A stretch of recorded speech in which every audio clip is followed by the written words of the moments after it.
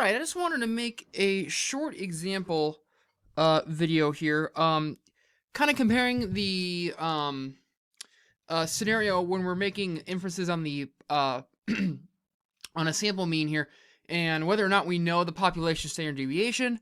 And I also want to talk a little bit about the power that sample size plays, in the role that the sample size plays. We'll see it's a very important thing to consider. So I've got an example pulled up here, and we're going to extrapolate a little bit from. It says the braking strength X of a certain rivet used in a machine engine has a mean of 4,000 psi, standard deviation of 500 psi. So in this case, we're assuming that we know that the mean is 4,000 and that sigma is 500. Okay, so since we're assuming, in this problem, looks like we assume we know these population parameter for the standard deviation, we don't need to use the t-distribution. We can just go back and use the normal, a z statistic. We have a random sample of 36 rivets. Considering the distribution of the sample mean x bar, let's do part A first as asked. Then I want us to look at how that changes if instead we assume that this is a sample standard deviation when n is equal to 36. Rather than the population standard deviation. And let's just see how those values compare. So what's the probability that the sample mean falls between 3760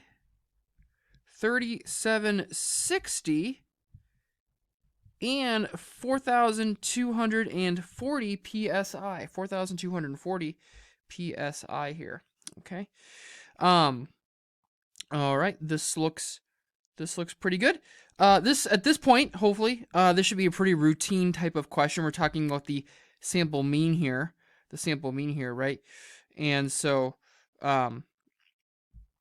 x bar is approximately a normal distribution with the mean of x bar equal to the population mean, and then the standard deviation of x bar is equal to sigma over the square root of n.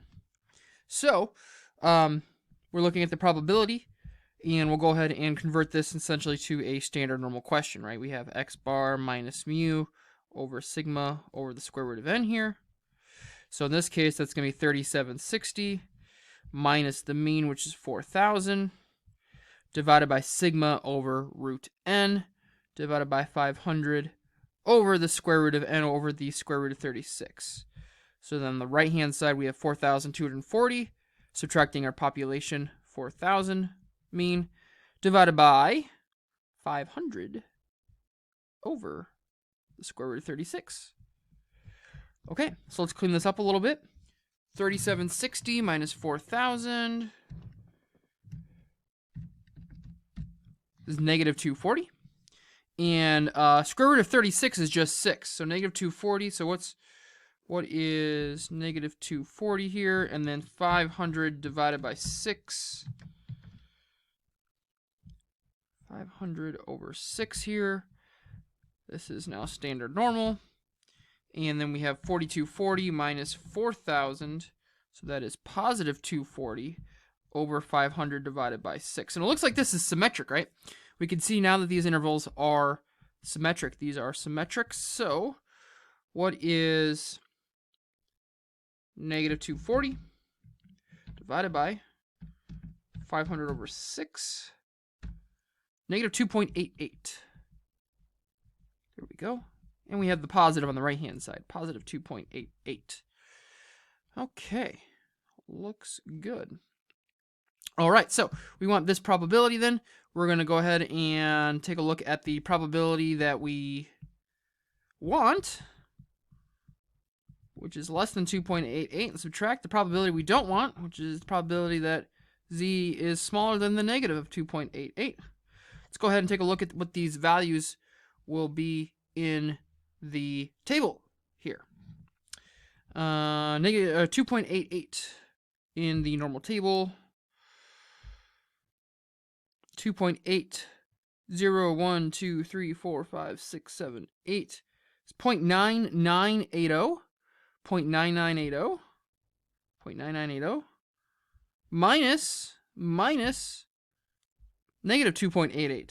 So 0.9980 minus 0.0020.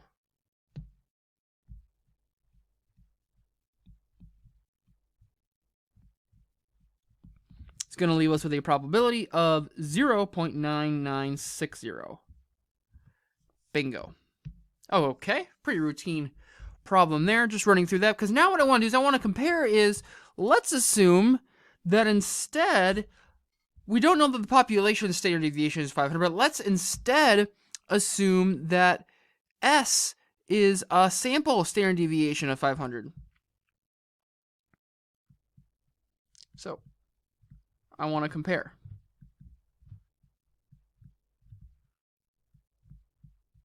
Now assume we have S equaling 500,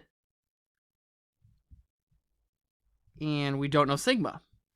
If we don't know the true population value sigma, we don't know what the true value sigma is, then everything here is pretty much the same, except we're now following a t distribution, not a normal distribution. We're following a t distribution. So we'd be looking instead at the probability that a t statistic takes on a value between negative 2.88 and positive 2.88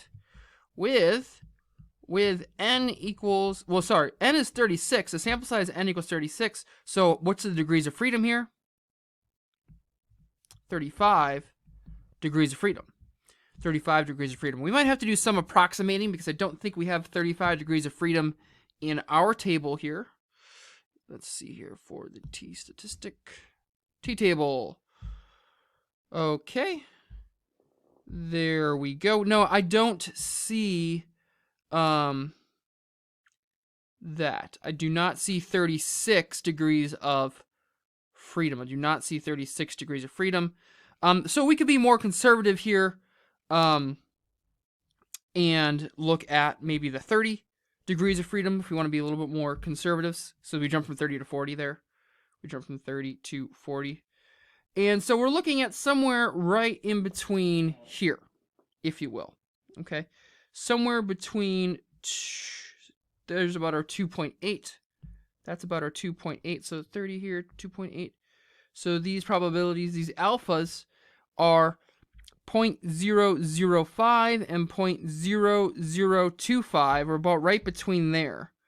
We would be right about between there. So what's, yeah, actually, yeah, pretty close.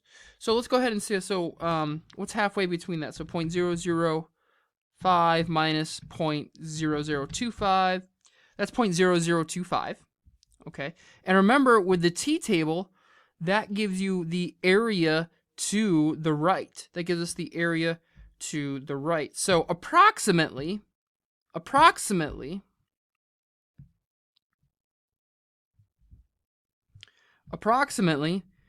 2.88 is right here, approximately with roughly 35 degrees of freedom, we're looking at approximately an area to the right there.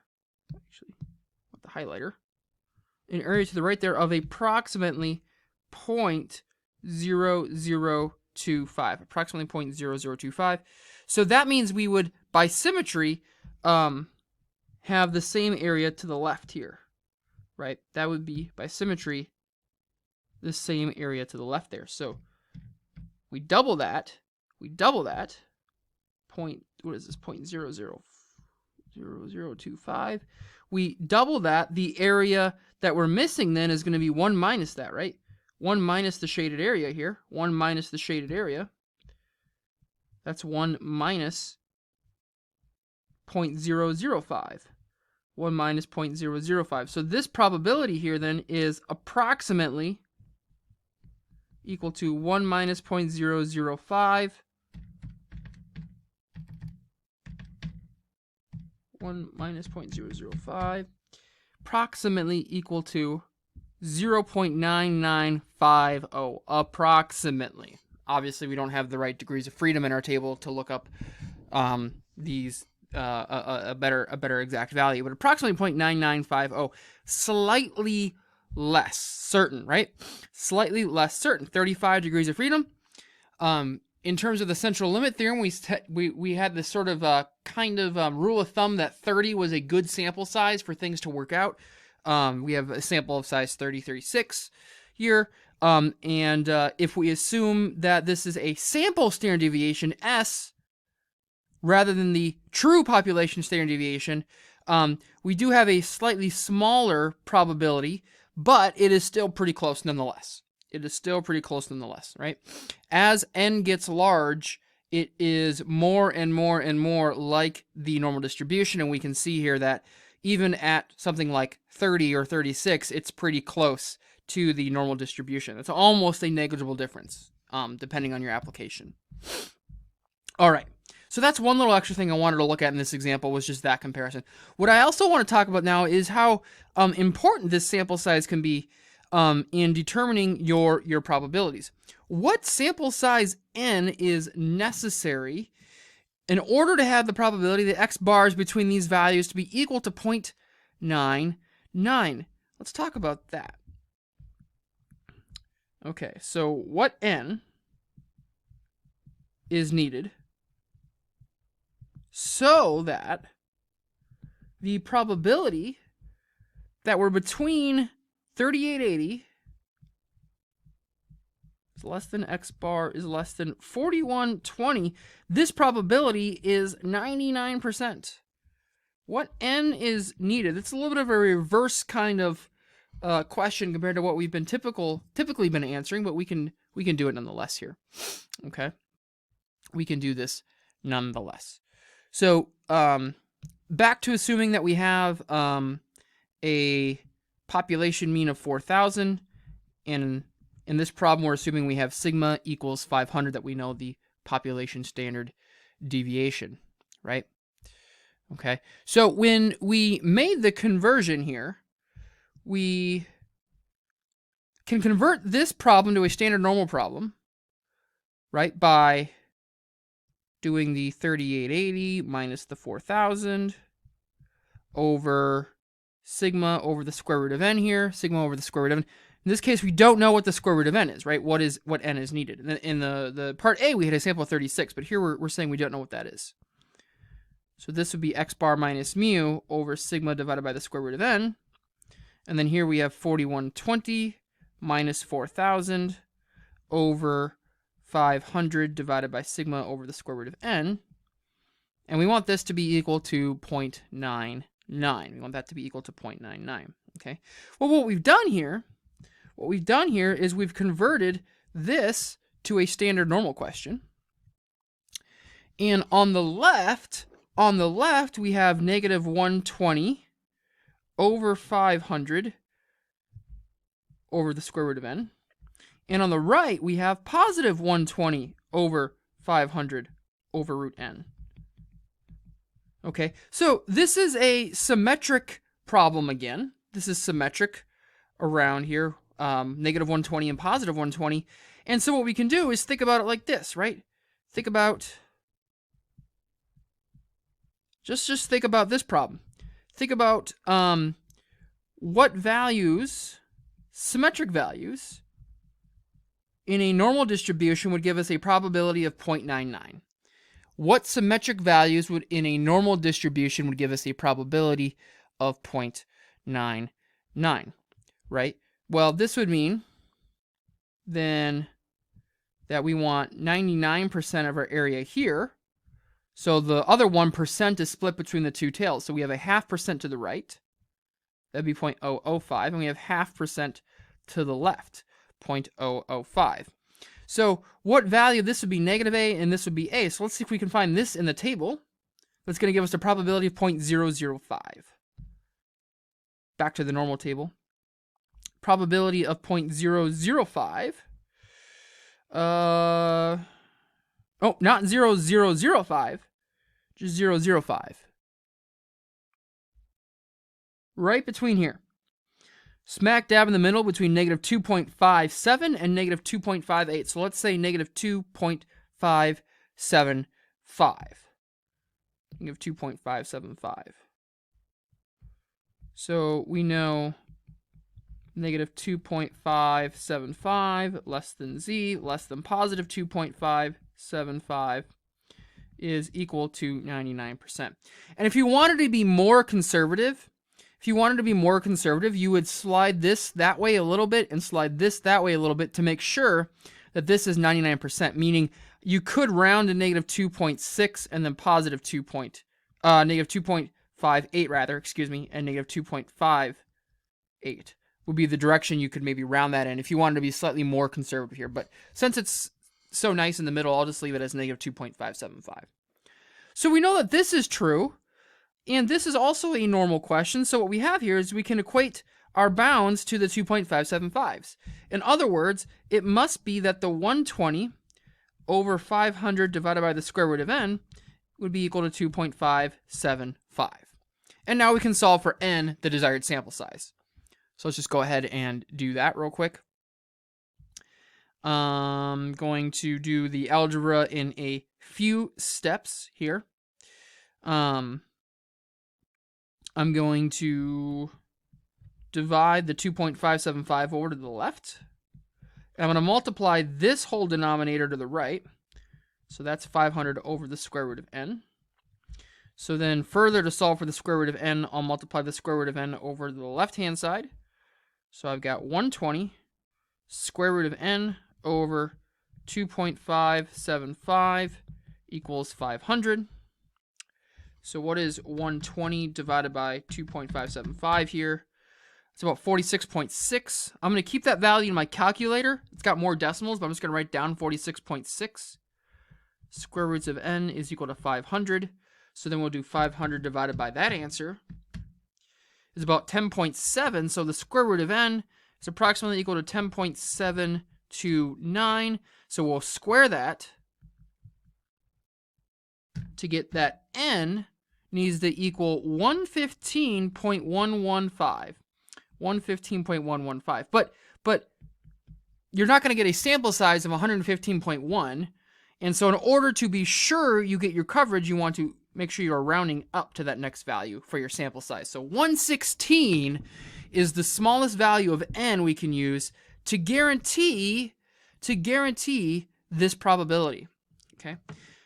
So I just wanted to show you the computation on how we can work through it. I also want to probe your thoughts a little bit and just get you thinking about how strong this is. It's a little strange that you can theoretically pick a sample size to guarantee a probability, to guarantee a desired probability. It's a little bit of a weird thing to do, and it's very powerful, and it's something that we don't want to. We want to make sure that we're not abusing when we start to try to come up with inferential conclusions. Okay, so just something to kind of think about for a bit. Okay, but that's gonna do it for this example. Just wanted to work through those for you there, so you can see some of the relations between the t statistic and a z statistic, and also how the sample size plays an important role in determining the probability. We'll see you in future videos.